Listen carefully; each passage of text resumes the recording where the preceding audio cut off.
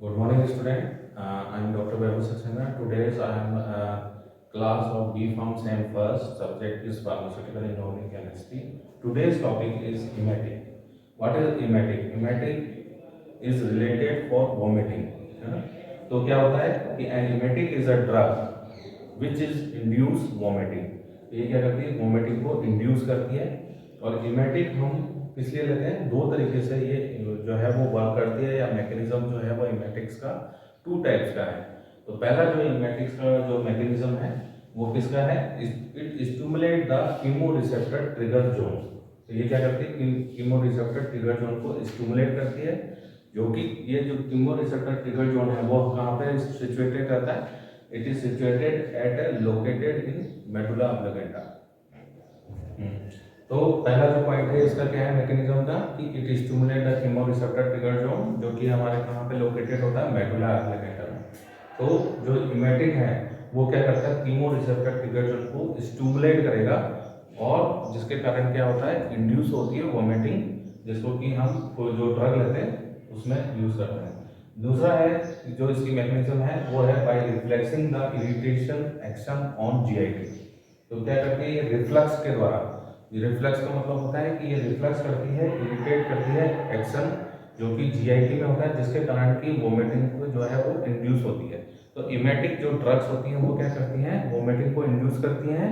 और किस तरीके से करती है? दो मैकेनिज्म हमने यहाँ पे पढ़ी।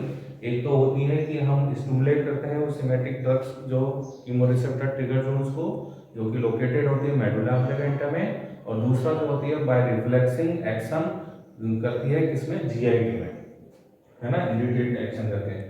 अब इस कैटेगरी में जो इमेटिक कैटेगरी में जो ड्रग आती है या कंपाउंड आता है, इनॉर्गेनिक कंपाउंड आता है, वो आता है आपका कॉपर सल्फेट, जिसका कि हम केमिकल फॉर्मूला यहाँ पे देख रहे हैं। केमिकल फॉर्मूला क्या है?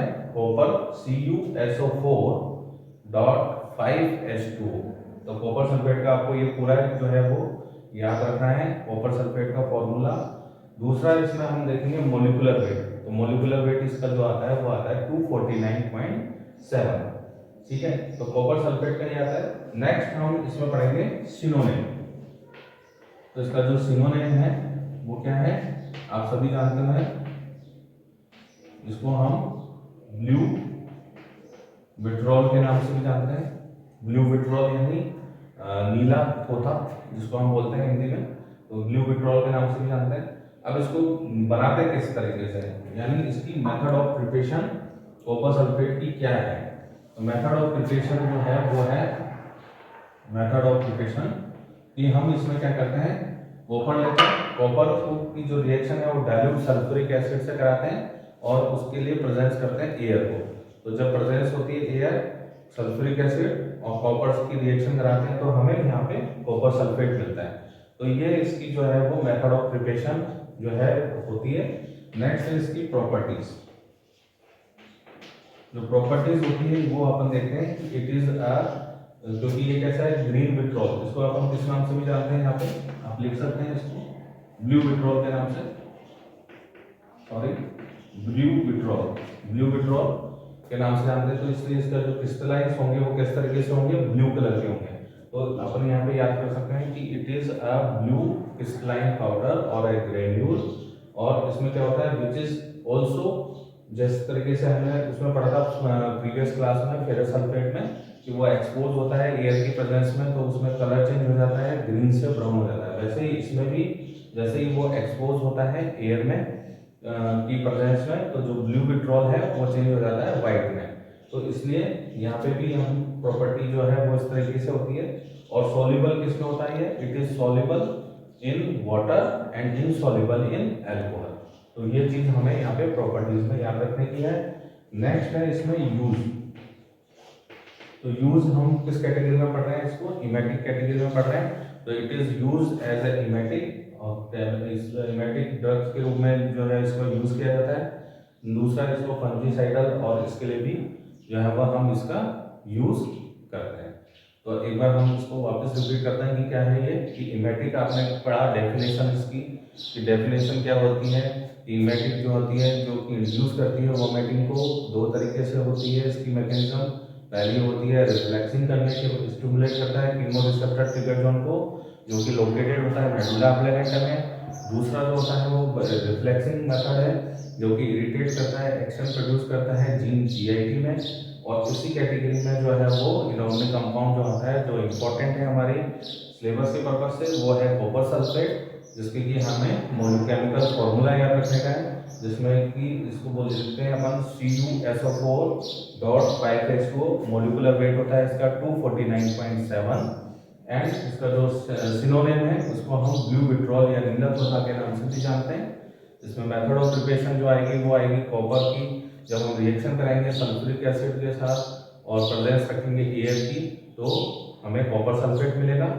दूसरा हमें याद रखना है कि प्रॉपर्टीज क्या है, क्योंकि हम यहाँ पे ब्लू विट्रॉल हम जानते हैं कि नीले कलर का होगा, तो ये प्रॉपर्टीज भी इसकी जो क्रिस्टलाइंस है वो भी ब्लू कलर के ही हमें मिलेंगे। तो ब्लू कलर के क्रिस्टल्स और ग्रेन्यूल्स के रूप में मिलता है। दूसरा ये एक्सपोज होता है एयर की प्रेजेंस में, तो ये कलर जो है इसका चेंज हो जाता है, ब्लू कलर से वाइट हो जाता है। और इसकी सॉल्युबिलिटी, तो सॉल्युबिलिटी में ये सॉल्युबल होता है वाटर में, इनसॉल्युबल होता है ये अल्कोहल में, इसलिए इसकी भी स्टोरेज की जरूरत पड़ती है। तो स्टोरेज जो है वो इसका हम टाइटली क्लोज कंटेनर में करेंगे, क्योंकि ये एयर के साथ में एक्सपोज होके कलर चेंज करता है। ठीक है, तो इसका प्रॉपर्टीज और स्टोरेज दोनों साथ में आएगी। नेक्स्ट है इसका यूज, जो है यूज क्या आएगा, ये इमेटिक है, इमेटिक कैप्सूल्स के रूप में भी यूज होता है, फंगिसाइडल के रूप में भी ये यूज होता है। तो ये सब हमने इसमें इमेटिक्स में देखा, और इसके बाद में हम जो है वो ऐसे पढ़ेंगे। ठीक है, ऐसे, तो यहाँ पे हम इसका ऐसे देखेंगे, ऐसे जो है वो टाइट्रेशन किस तरीके से करेंगे। तो कॉपर सल्फेट को हम 1 ग्राम क्या करेंगे, वे करेंगे। सबसे पहले 1 ग्राम वे करेंगे बटर पेपर लेके, उसको वेइंग मशीन डिजिटल बैलेंस पे जाके 1 ग्राम कॉपर सल्फेट को वे करेंगे और डिजोल्व करेंगे उसको 50 ml ऑफ वाटर में। तो सबसे पहले हम क्या लेंगे, यहाँ पे एक कोनिकल फ्लास्क ले लें, और कोनिकल फ्लास्क लेने के बाद में हम इसमें क्या मिला रहे हैं, 1 ग्राम जो है वो कॉपर सल्फेट मिला रहे हैं, और उसमें क्या कर रहे हैं, वाटर ले रहे हैं 50 ml, ताकि ये डिजोल्व हो जाए अच्छे से। तो सबसे पहले इसको डिजोल्व करना है यहाँ पे।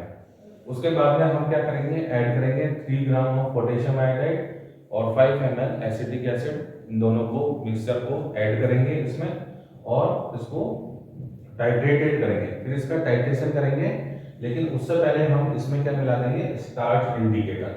तो स्टार्च इंडिकेटर हम इसमें ऐड कर देंगे और टाइट्रेशन करेंगे इसकी 0.1 एंड सोडियम थायोसल्फेट के साथ में। ठीक है, जब अपन इसकी टाइट्रेशन करेंगे तो कंटिन्यूस टाइट्रेशन करने के बाद जो इसका ब्लू कलर है वो कैसा हो जाएगा, फेंट ब्लू कलर में हो जाएगा।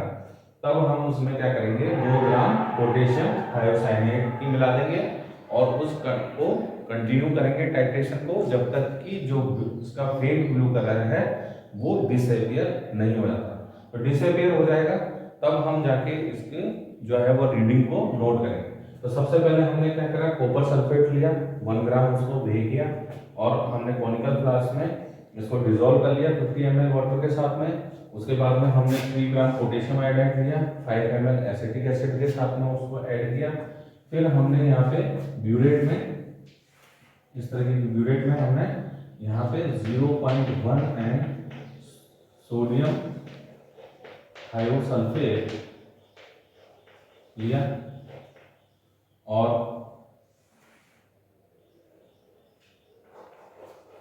उसके बाद में हमने इसको टाइट्रेशन किया, लेकिन स्टार्च इंडिकेटर लिया। ठीक है, ये ब्यूरेट लिया, यहाँ पे कॉनिकल फ्लास्क लिया है, कॉनिकल फ्लास्क में हमने 1 ग्राम कॉपर सल्फेट का लिया, वे करके डिसॉल्व किया इसको 50 ml वाटर में। Then add the 3 gram of potassium iodide and acetic acid, और इसको टाइट्रेटेड किएंगे यहाँ पे 0.1 एंड सोडियम थायोसल्फेट के साथ में। और यहाँ पे हम इसमें मिला देंगे स्टार्च इंडिकेटर। ये मिलाने के बाद क्या होगा, जब हम टाइट्रेशन करेंगे तो धीरे धीरे वो वे हो जाएगा। ठीक है, इस तरीके से हम इसको यहाँ पे ब्लू कलर डिसअपियर होने तक इसका टाइट्रेशन करेंगे। Thank you.